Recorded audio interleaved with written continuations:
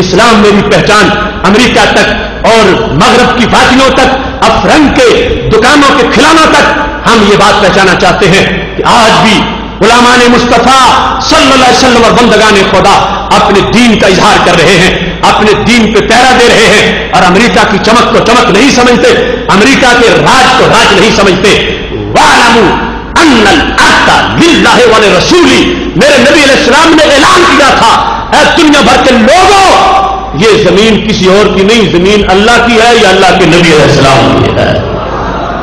اس واسطے ہم اپنی زمین پہ کسی کا راج تسلیم نہیں کرتے، اور راج کرنے کی جو امریکی کوششیں ہیں ان کو ناکام بنانا یہ ہماری ذمہ داری ہے۔ جو ان کے پالتو ہو وہ ایسا کام نہیں کر سکتے۔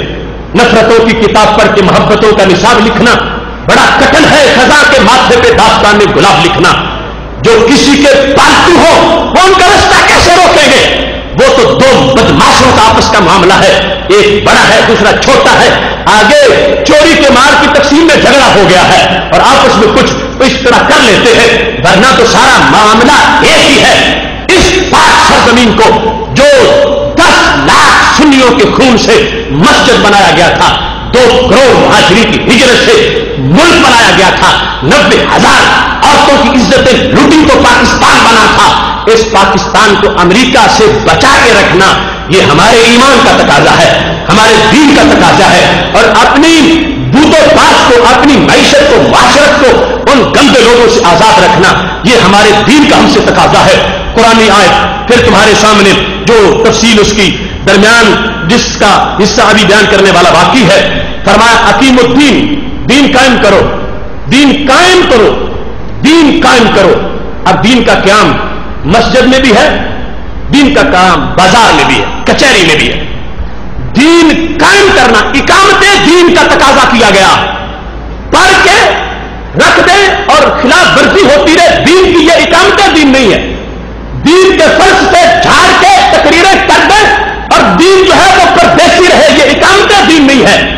اقامت دین یہ ہے گلی میں بھی دین ہو، بازار میں بھی دین ہو، کھیت میں بھی دین ہو، کھلیان میں بھی دین ہو، گھر میں بھی دین ہو، دکان میں بھی دین ہو۔ اسلام میری پہچان پہ اجتماع میں آ کر بیٹھنے والے مردوں اور اسلام کی بیٹیوں، اس اجتماع کا ہم سے یہ تقاضا ہے، ہم اپنی زندگی کے شب روز میں اپنے ہر کام میں دین سے پوچھیں کہ اوروں کا طریقہ اور ہے، دین تو مجھے میرا طریقہ بتا، میں نے دکان کیسے چلانی ہے، میں نے گھر کیسے چلانا ہے، میں نے ادھار کیسے کرنا ہے، میں نے کاروبار کیسے کرنا ہے، میں نے مزاربت کیسے کرنی ہے، میں نے بینکاری کیسے کرنی ہے، یہ دین کی اقامت کا آج ہم سے تقاضا ہے۔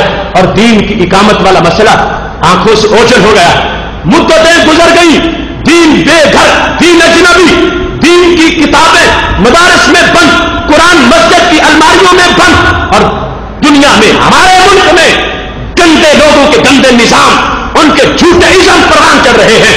اس واسطے حق پرستوں اس وقت یہ پکا عہد کرنے کی ضرورت ہے، اپنی ذات سے کام شروع کرے، اپنے گھر سے کرے، اپنے محلے سے کرے، جو جو باتیں شریعت کے خلاف ہیں کاٹ دو ان کی جڑیں، کاٹ دو ان کے کانٹے، اس پاک سرزمین سے فرسودہ نظاموں کی اسموں کی جڑیں کاٹ کر اس کو مدینہ شریف کا گلزار مصطفیٰ بنا دو۔ اس واسطے یہ تقاضا اسلام میری پہچان کا ہے کہ جس میں آج ہمیں سر اٹھا کے چلنا ہے۔ مجھے فخر ہے کہ میں مسلمان ہوں۔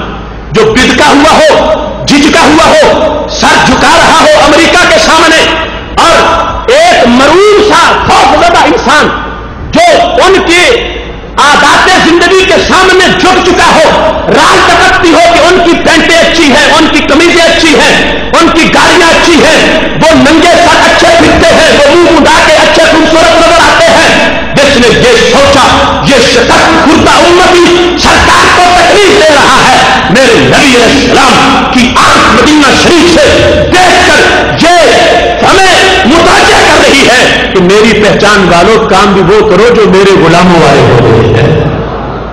اس واسطے ان اقیم الدین کہا، ہم نے یہی کہا تھا نبیوں کو بھی، اور یہ دین دیا تمہیں بھی کہ تم نے دین کو قائم کرنا ہے۔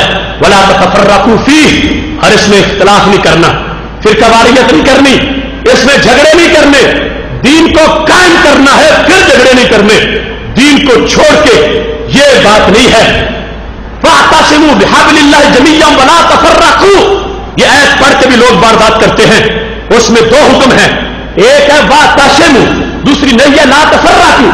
پہلے کیا ہے اللہ کی رسی کو پکڑو اور پھر کیا فرقہ نہ بناؤ۔ آج لوگ کہتے ہیں رسی رہنے دو، ویسے ہی فرقہ نہ بناؤ، تو جو رب کی رسی کو پکڑے بغیر ہی چلے گا وہ تو ایک نیا فرقہ بنا دے گا۔ وہ لا تفرقوا اور عمل نہیں کر سکتا۔ اس واسطے وحدت امت کا یہ تقاضا ہے کہ جو بات نبی علیہ الصلوۃ والسلام کی مرکزیت میں ہے وہاں آ کے سارے متحد ہو جائیں۔ ہم سب کو دعوت دے رہے ہیں، فرقہ واریت کے خاتمے کی ایک ہی دلیل ہے، رب کے نام پر فرقہ واریت کا خاتمہ نہیں ہو سکتا۔ اللہ نے خود قرآن میں کہا ہے، جس وقت یہود و نصارہ نے کہا تھا ہم رب کے نام پر فرقہ واریت ختم کر رہے ہیں، اللہ نے ان کی دعوت ان کے منہ پہ ماری۔ وقالت اليهود والنصارى نحن ابناء الله واحباؤه، یہود و نصارہ نے کہا تھا ہم اللہ کے بیٹے ہیں، ہم اللہ کے بندے ہیں، ہم اس کے بڑے پیارے ہیں، ہم رب والے ہیں، ہم نبی سے اوپر لیول پر جا کر اتحاد کریں گے، آ جاؤ ہمارے ساتھ مل جاؤ۔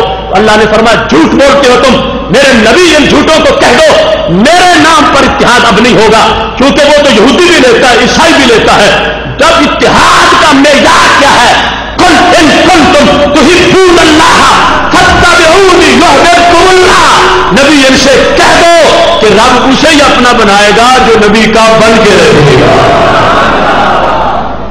یہودی رب کا نام تو لیتا ہے، عیسائی بھی رب کا نام لیتا ہے، وہ خاکے رب کے نہیں بناتے، ان کو پتا ہے کہ کہاں سے جا کے امتیاز دین کا شروع ہوتا۔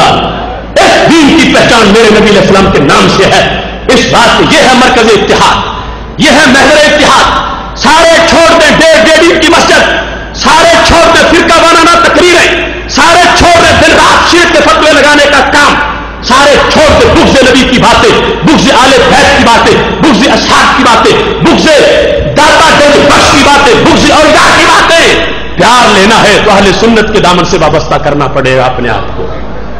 اس بنیاد پر قرآن مجید برہان رشید میں رب ذوالجلال نے حکم دیا، اس کو پیش نظر رکھتے ہوئے اپنی بات کی وضاحت کے ساتھ بات ختم کرتا ہوں۔ لوگ کہتے ہیں کلمہ یہ پڑھیں گے کاروبار شدھی ہوگا، کلمہ یہ اسلام والا پڑھیں گے، باقی اپنی مرضی ہے، اپنی دنیا میں زندگی بھی بسر کرنی ہے۔ تو قرآن میں مرتد ہونے والے لوگوں کے جو کام ہیں ان میں ایک یہ بھی بیان کیا، مرتد کتنا برا ہوتا ہے۔ مرتدین کا جہاں پہ ذکر ہے سورہ محمد صلی اللہ علیہ وسلم میں کہ جن کا دین ختم ہو جاتا ہے، دین نہیں رہتا، ان کی باتیں کیا ہے؟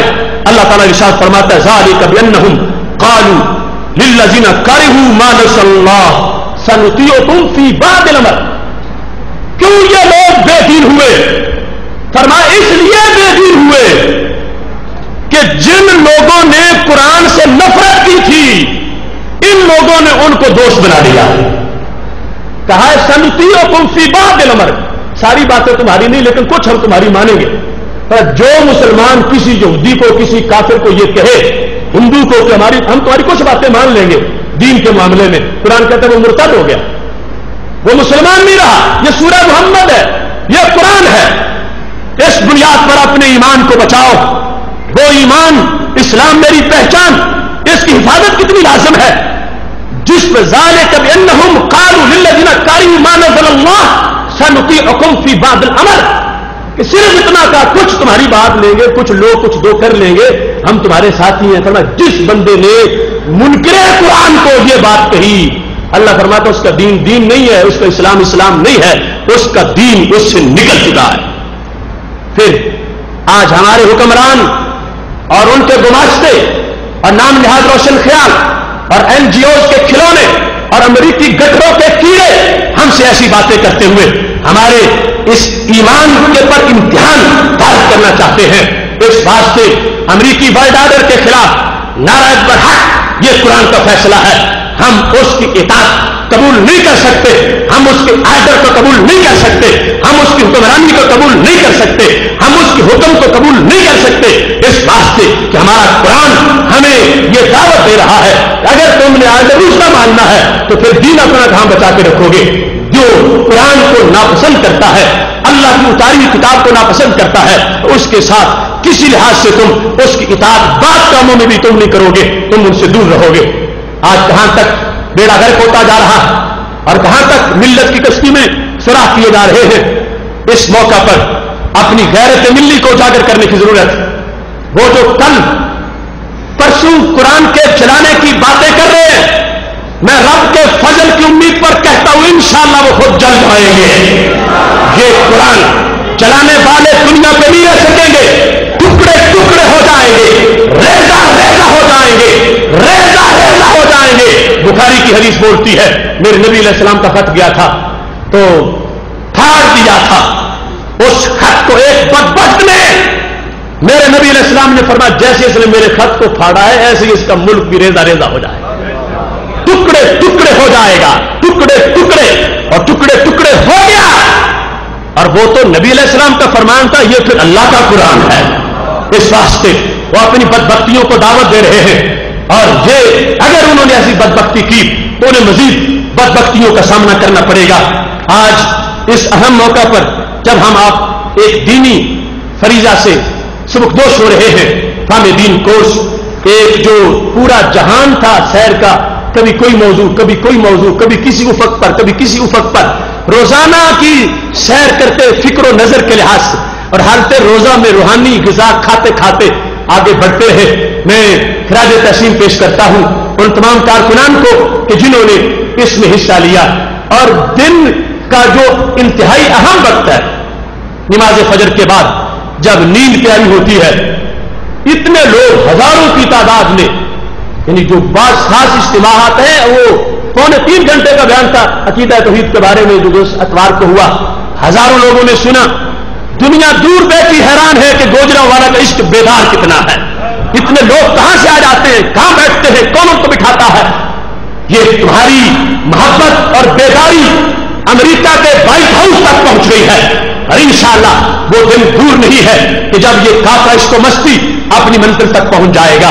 اس وقت یہ دین سے تمہاری محبت اور دین سے جو تمہارا تعلق ہے اس کو اللہ کے فضل سے خراج تحسین میں ہی نہیں پیش کر رہا، دور دور تک لوگ تمہیں خراج تحسین پیش کر رہے ہیں. اللہ تمہاری ان محبتوں کو مزید اجاگر